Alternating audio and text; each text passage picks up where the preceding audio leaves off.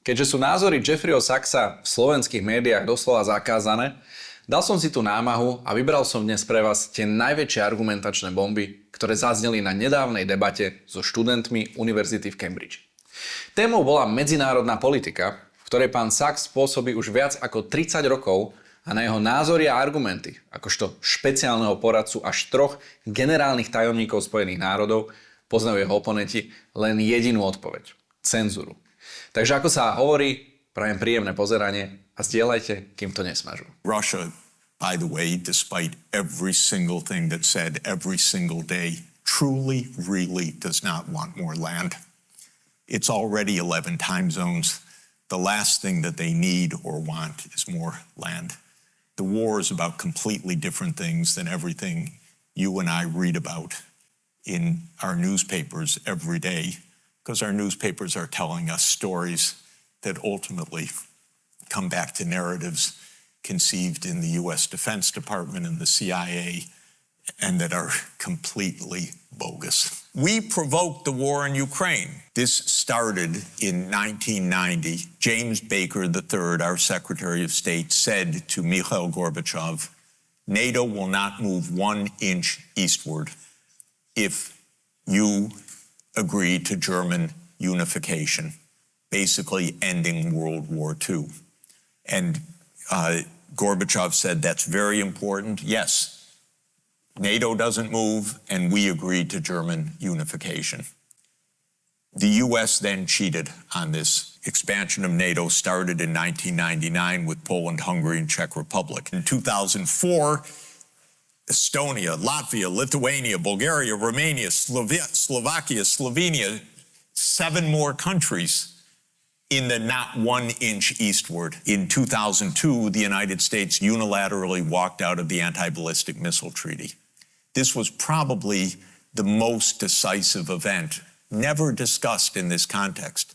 But what it did was trigger the U.S. putting in missile systems in Eastern Europe that Russia views as a dire, direct threat to national security by making possible a decapitation strike of missiles that are a few minutes away from Moscow. In 2009, Yanukovych won the election and he became president in 2010 on the basis of neutrality for Ukraine.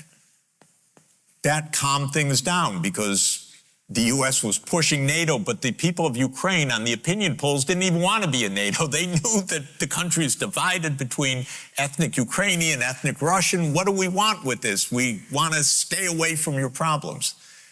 So in February 22nd, 2014, the United States participated actively in the overthrow of Yanukovych. A typical U.S. regime change operation, have no doubt about it. And the Russians did us a favor. They intercepted a really ugly call between Victoria Nuland and the U.S. ambassador to Ukraine, Jeffrey Piat, who's a senior State Department official till today. And they talked about regime change. They said, who's going to be the next government? Why don't we pick this one? No, Klitschko shouldn't go in. It should be Yatsenyuk.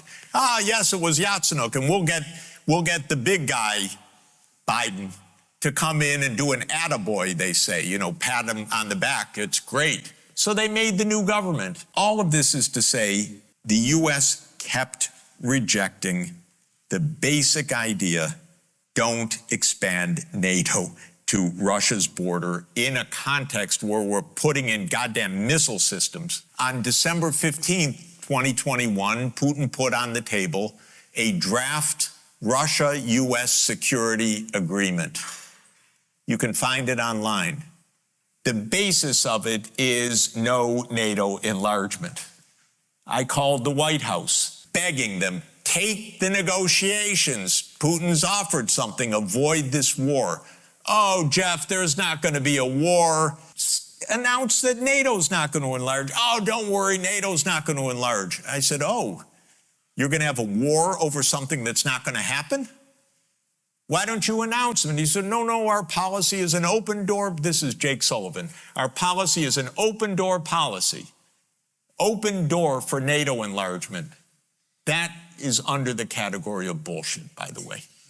You don't have your right to put your military bases anywhere you want and expect peace in this world.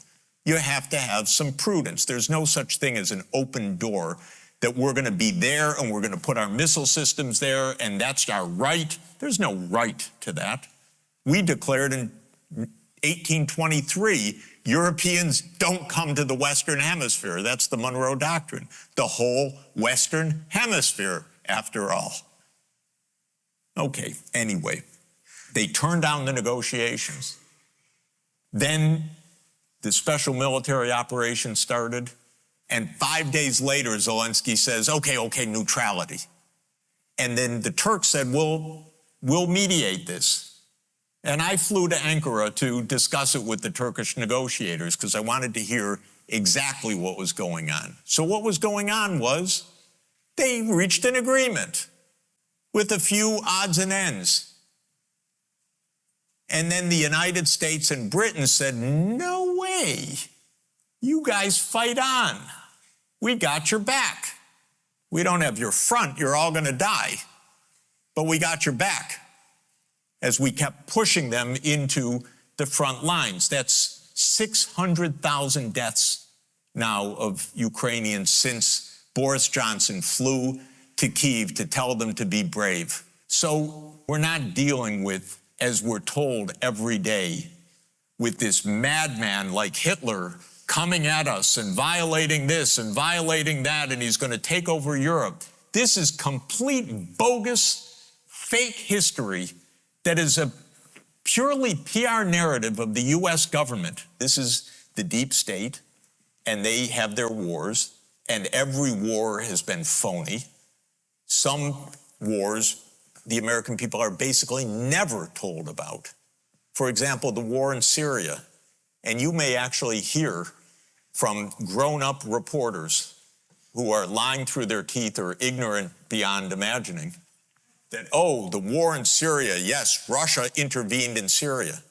Well, do you know that that Obama tasked the CIA to overthrow the Syrian government, starting 4 years before Russia intervened? What kind of nonsense is that? And how many times did the New York Times report on Operation Timber Sycamore, which was the presidential order to the CIA to overthrow Bashar al-Assad? 3 times in 10 years. This is not democracy. This is a game. And it's a game of narrative. Why did the U.S. invade Iraq in 2003?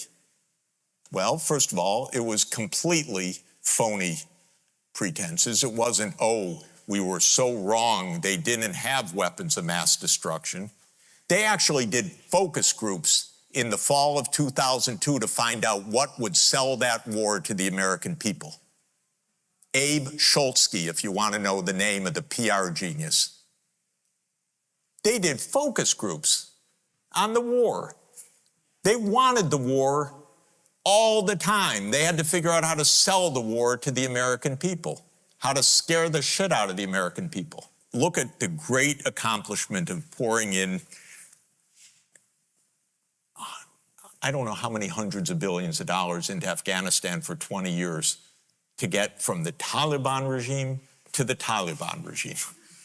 This is American genius at democracy promotion.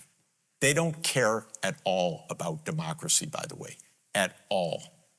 They topple governments they don't like that won't do their bidding.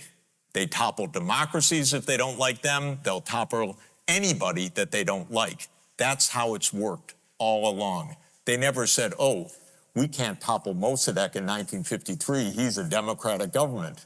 No, they toppled the democratic government in Iran and put in a police state, which led to wonderful long-term relations with Iran because they really loved the American people for that.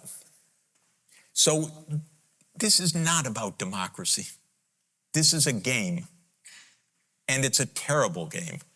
And it's a secret game, and it's played by the CIA, which is the most important agency in the United States.